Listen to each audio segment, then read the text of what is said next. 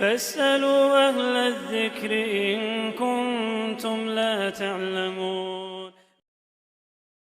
ایک بھائی کے سوال کا خلاصہ یہ ہے کہ جب ہم امام صاحب کے ساتھ نماز پڑھتے ہیں اور چند رکعتیں رہ جاتی ہیں تو اس کے پڑھنے کی کیا تفصیل ہوگی وہ بتا دیں۔ نماز کی جو رکعت رہ جائیں تو امام صاحب کے سلام پھیرنے کے بعد جس ترتیب سے رہ گئی ہیں اسی ترتیب سے ادا کریں۔ مثلاً اگر ایک رکعت رہ گئی ہے تو امام صاحب کے سلام پھیرنے کے بعد اس رکعت کو جس طرح ادا کرتے ہیں اسی طرح ادا کریں، یعنی کھڑے ہونے کے بعد پہلے ثنا پڑھیں گے، پھر قراءت کے بعد باقی نماز ویسے ہی پڑھنے کے بعد التحیات وغیرہ پڑھ کر سلام پھیر دیں گے۔ اور اگر 2 رکعت رہ گئی ہوں تو مغرب میں 1 رکعت پڑھنے کے بعد پہلے کا ادا کیجئے، پھر 1 رکعت پڑھیے اور ان دونوں میں سورہ فاتحہ کے بعد سورت بھی ملائیں گے اور مغرب کے علاوہ میں 2 رکعت کے بعد کا ادا کریں گے۔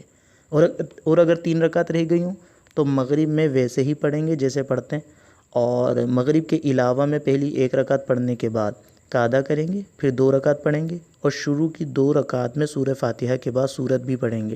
تیسری رکعت میں سورت ملانا ضروری نہیں۔ اور اگر 4 رکعت رہ گئی ہوں تو جیسے پڑھی جاتی ہے نماز ویسے ہی پڑھیں گے۔ واللہ ورسولہ اعلم۔